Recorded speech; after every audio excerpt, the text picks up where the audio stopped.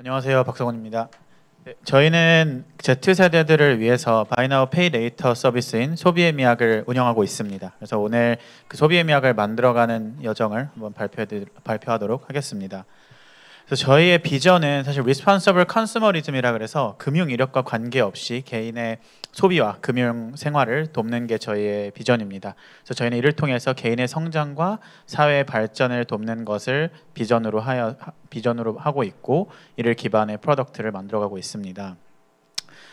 우리나라의 신파일러 인구가 1,300만 명 정도 되는데요. 그중에 60대를 제외하고서는 20대가 한 40% 정도를 차지한다고 해요. 근데 이들은 소비 생활 자체가 내 어떤 경험 확장을 위한 소비들이 주를 이루는데요.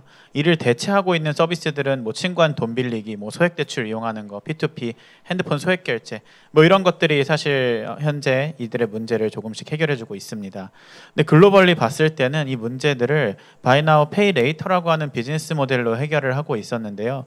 뭐 미국의 어펌이 있고 유럽의 클라나, 그리고 우리나라에서는 뭐 현재는 저희 회사, 그리고 뭐 토스, 네이버 등이 BNPL 서비스를 운영하고 있습니다.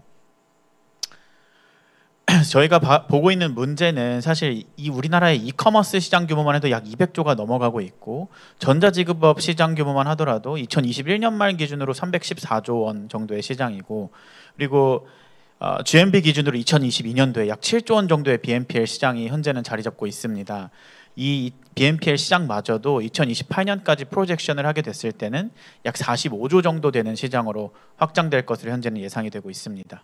그래서 저희는 이 BNPL을 한번 우리나라에 사실 우리나라에 신용카드 많은데 어떻게 이 BNPL이 될까라는 질문들을 많이 하셨었고, 가장 미니멀한 방법으로 테스트를 해봤었습니다. 그래서 본인 인증과 이미지 캡처만으로도 내가 원하는 것을 분할해서 구매할 수 있도록 하는 서비스로 운영을 해보았었는데요.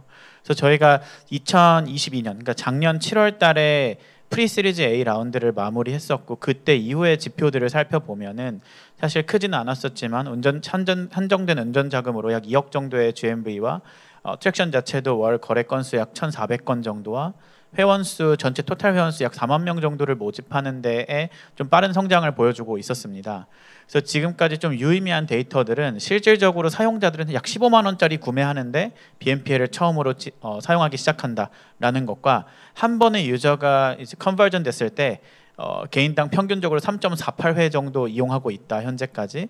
그리고 구매 회원의 재구매 비중 자체도 약 50% 정도가 된다는 점이, 실질적으로 사용자들을 락인할 수만 있다면 지속적으로 비즈니스가 운영될 수 있겠구나라는 점을 좀 알게 됐던 하는 시기였던 것 같습니다.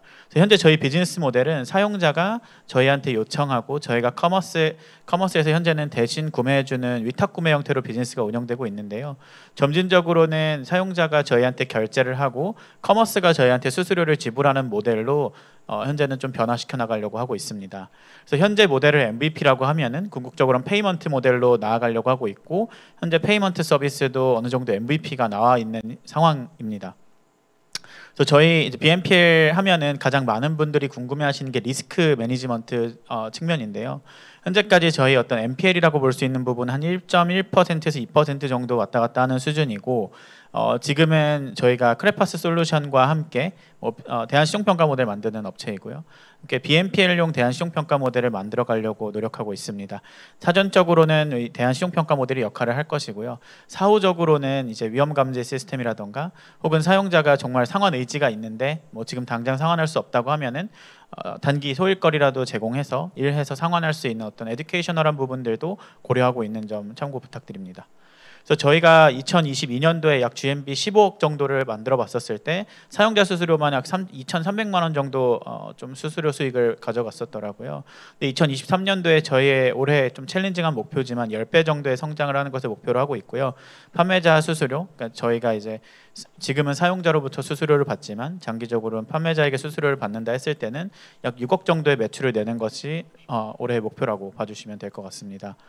그래서 저희가 바라보고 있는 이 할부금융 시장은 매월 동일한 금액을 납부하는 게 아니라 내 현금 흐름에 맞게끔, 나 오늘은 뭐 한 30% 내고 뭐 다음 달에는 20%, 그 다음 달에 50% 낼 수 있는 좀 유연한 결제를 만들어가는 것을 목표로 하고 있고요. 저희가 펀딩이 필요한 이유는 PG 라이센스 취득을 위해서 사실 라이센스 비용의 펀드레이징이 현재는 필요한 단계입니다. 그래서 뭐 이 페이먼트 MVP는 뭐 이런 형태로 사실 나오게 될 거고, 결국 저는 핀테크 서비스가 성공하려면 사용자 인게이지먼트를 늘려야 된다고 보고 있기 때문에 쇼핑과 컨텐츠를 담은 프로덕트로 사용자를 락인시키려고 하고 있습니다. 저희 팀은 저는 제가 프로덕트 리드를 맡고 있고 저희 박상현 CFO님이 비즈니스를 맡고 있고 저희 박신지 그로스 리드님 그리고 테크 리드까지 핵심 멤버이고요. 나머지 팀원들 한 4분 정도 더 계신다고 봐주시면 될 것 같습니다. 그래서 저는 소비를 통해서 경험을 디자인을 하고 있고 결국은 테크를 넘어서서 문화를 만들어 가려고 하고 있습니다. 이상입니다. 네, 박성훈 대표님의 발표 감사합니다. 그럼 UTC 인베스트먼트의 이기름 부장님부터 질문 부탁드리겠습니다.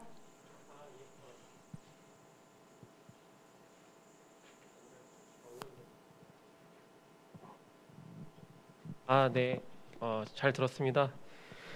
제가 궁금한 거는 지금 말씀하시는 그런 내용들이 이제 최근에 많이 좀 트렌드로 오고 있다는 건 좀 알고 있는 상황이긴 한데 그 지금 할부금융과의 차이는 뭐 분명하게 이제 있는 서비스잖아요.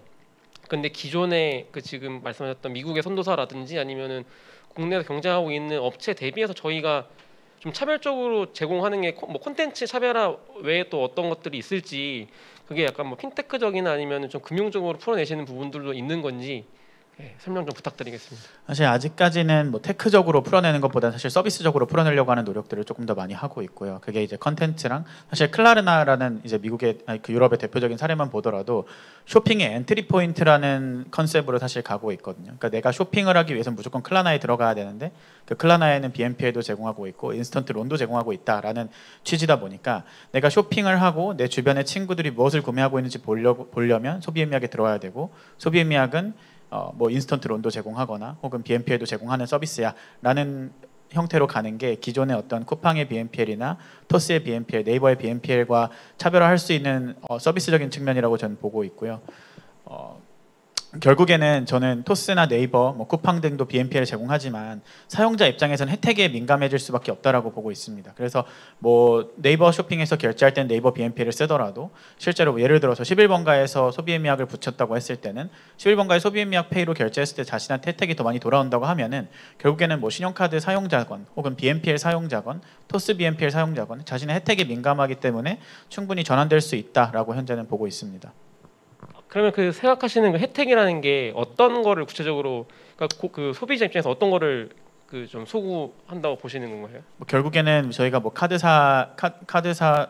발급받고 할인율 혜택이라던가 혹은 포인트 혜택이 일단 가장 첫 번째 주를 이룰 것 같고 그다음에 뭐 서비스적인 측면에서 내가 뭐 BNPL 소비의미학 BNPL로 첫 번째 결제했다 뭐 두 번째 예를 들어 스탬프를 찍었을 때 그 스탬프 모두 달성했을 때 가져올 수 있는 혜택이라던가 이런 식으로 좀 현재는 게이미피케이션 방식으로 풀어내려고 하고 있는데요. 아직까지는 저희가 페이먼트 모듈을 만들어내는 데만 급급했고 앞으로 이 페이먼트 모듈이 좀 작동이 됐을 때 그럼 과연 기존의 페이먼트들과 어떻게 경쟁할지는 조금 더 살펴봐야 될 요소가 있지 않을까 생각을 하고 있습니다. 뭐 혹시 파트너십 준비되거나 그런 것도 있으신가요? 현재 저희가 아임포트와 유사한 비즈니스를 하고 있는 업체와 좀 제휴를 하려고 하고 있는데요.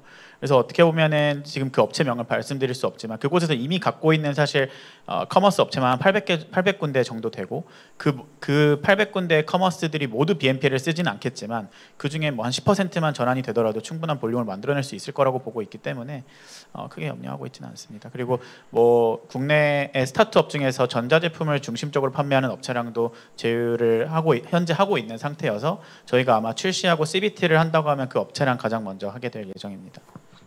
마지막 질문인데 그러면 저희는 궁극적으로는 뭔가 결제 모듈 서비스라기보다는 커머스와의 경쟁을 좀 생각을 하신다고 봐야 되는 건가요? 저희는 결제 모듈 서비스인데 다만 그 결제 모듈 서비스에서 저희가 생각해보면 일반적으로 페이코나 페이북들도 앱 안에 보면 굉장히 좋은 컨텐츠들이 많은데 결제할 때 말고는 들어가지 않잖아요. 근데 결제할 때 말고도 계속해서 들어갈 수 있는 결제 서비스를 만드는 게 저희의 궁극적인 목표라고 봐주시면 될 것 같습니다.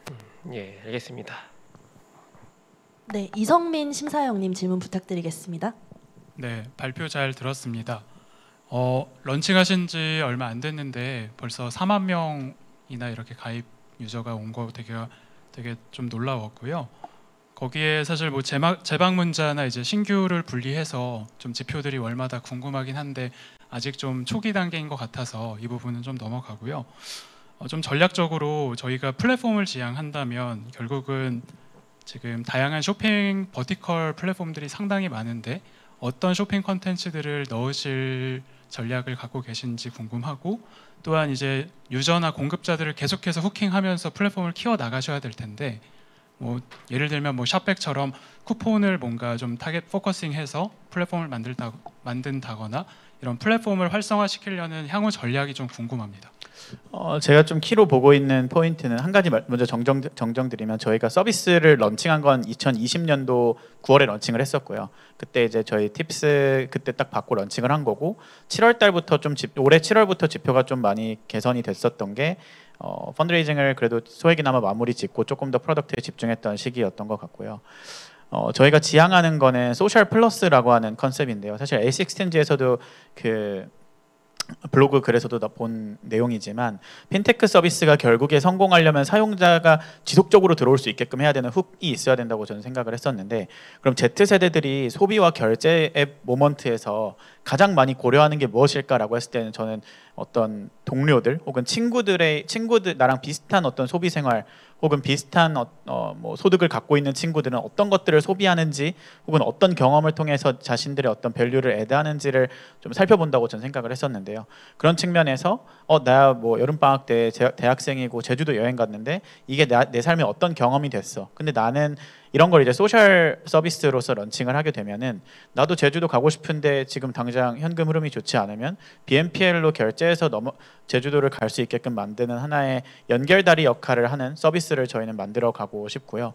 궁극적으로는 사실 사용자들의 어떤 유저 제너레이티드 컨텐츠만으로도 사실 BNPL 전환이 일어날 수 있도록 만드는 게 첫 번째고, 꼭 BNPL을 사용하려고 서비스에 들어오지 않더라도 주변에 소비하는 사람들 혹은 내 주변의 친구들은 뭐 사지를 보러 들어왔다가 BNPL로 전환이 될 수 있도록 만드는 것도 하나의 저희가 가져가려고 하는 차별점이라고 이해해 주시면 될 것 같습니다. 네.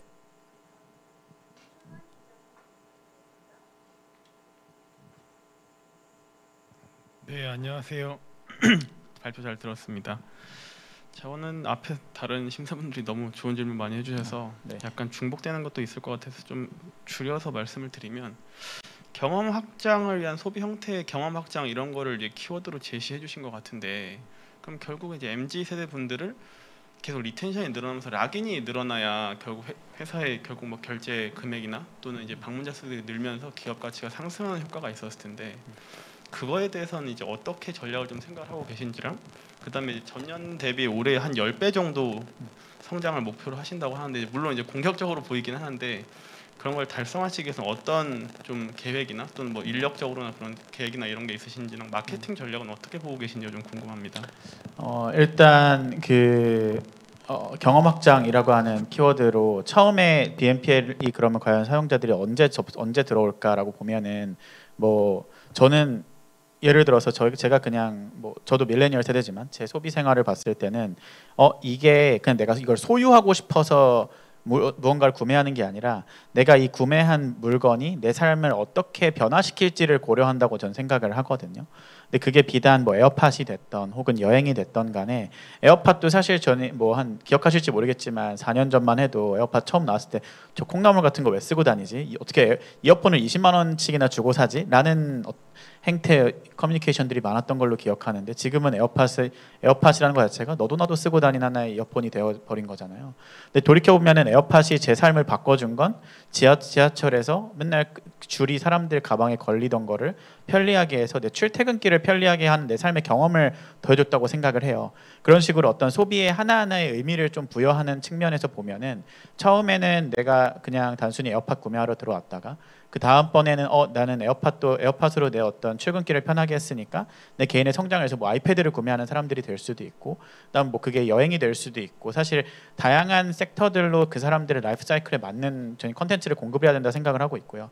좀 비슷한 사례로 들릴지는 모르겠지만, 이제 작년이었나요? 재작년에 상장했던 미국의 어펌의 사례를 보면은, 처음에는 이제 대학생들이 뭐 그 리바이스 청바지를 구매하는 것부터 시작을 해서, 그 대학생들이 나이 먹어감에 따라서 필요한 상품들을 버티컬로 커머스들과 제휴를 맺어 사실 성장했거든요. 결국에는 그게 이제 뭐 지금은 좀 안 좋게 됐지만 펠로톤과 제휴를 통해서 그게 확 터졌던 사례가 있었고요. 그래서 그런 것과 마찬가지로 저희도 지금 이제 시작은 전자제품으로 시작을 해서 전자제품 커머스랑은 저희가 지금 이제 제휴가 어느 정도 되어 있는 상황이다 보니까 전자제품으로 시작해서 앞으로 대학생들이 좀 혹은 뭐 MZ 세대들이 확장할 수 있는 커머스들과 플랫폼들과 제휴하는 방향으로 일단 확장을 하려고 하고 있고요.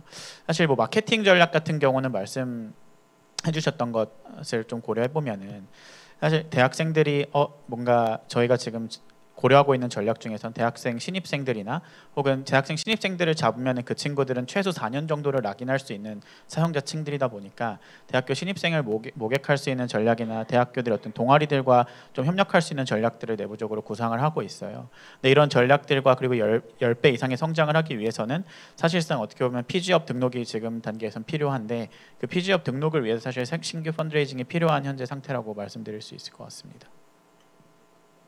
네, 이호건 심사위원님 질문 부탁드리겠습니다.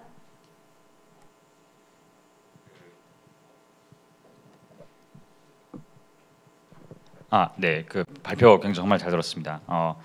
일단은 핀테크 쪽 저희가 결제를 타깃을 하고 있는데 이게 결제로서의 어떻게 보면 경험의 혁신에 있을 것 같고 그리고 이게 한번 서비스를 이용하다 보면은 그 안에서의 컨텐츠를 주면서 이제 유저의 경험의 혁신을 이제 컨텐츠로서 주는 방법이 두 가지가 있을 것 같은데 근데 이게 컨텐츠로 가게 되면 어떻게 보면 커머스랑 저희가 직접적으로 경쟁하게 될 것 같고 그리고 결제 쪽으로 저희가 가게 되면은 마찬가지로 말씀하신 것처럼 핀테크 큰 업체들이 굉장히 많은데 그래서 처음에는 저희가 당연히 결제로서의 혁신을 주면서 유저들을 모아야 될 것 같은데 그러면은 저희가 당연히 리워드를 어느 정도 풀어야 될 텐데 그럼 그 리워드가 처음에는 유저를 락인하는데 뭐 어느 정도 성공적으로 할 수 있겠지만 이 리워드를 다 떼냈을 때 유저가 락인이 될 거냐 이 부분은 좀 다른 것 같아서 지속 가능한 모델을 저희가 만들 수 있느냐가 좀 궁금하긴 하거든요. 그래서 단기적으로는 그런 리워드를 해결할 수 있겠지만 장기적으로 그거를 어떻게 지속적으로 만들어 나갈 거냐 이런 거에 대한 시각도 좀 궁금합니다. 사실 이 부분은 사용자 측면에서 봤을 때는 사용자는 뭐 말씀하신 것처럼 혜택에 민감하고 그 혜택이 이제 꺼졌을 때 과연 사용자가 쓸 거냐라는 이제 질문으로 이해를 했는데요.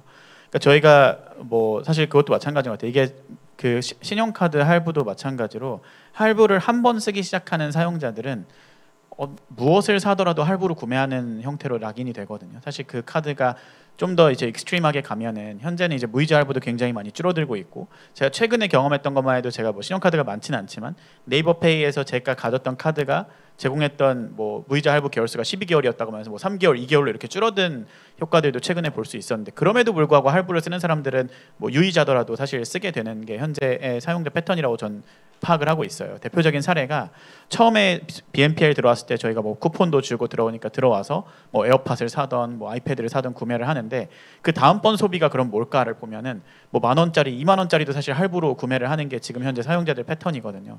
근데 그런 생태를 봤을 때 어떻게 보면 습관형 BNPL 사용자들이 늘어나면 늘어날수록 저희는 성장할 수 있다고 보고 있고요. 혜택을 걷어낸다 하더라도 결국에는 저희가 커머스랑 경쟁하는 게 아니라 협력해야 되는 포인트가 저희는 커머스들에게 GMB를 올려주고 라이프타임 밸류가 높은 사용자를 몰아주다 보니까 그럼 거기서 얻을 수 있는 저희의 어떤 뭐 그 머천트 피 같은 것들을 통해서 사용자 그 해당 부분의 일부를 사용자 혜택으로 돌려줄 수만 있다고 하면은 오히려 카드사의 현재 수익 모델보다 조금 더 스테이블한 수익 구조를 가져갈 수 있지 않을까라고 개인적으로는 생각합니다. 네, 마지막으로 성희명 차장님 질문 부탁드리겠습니다.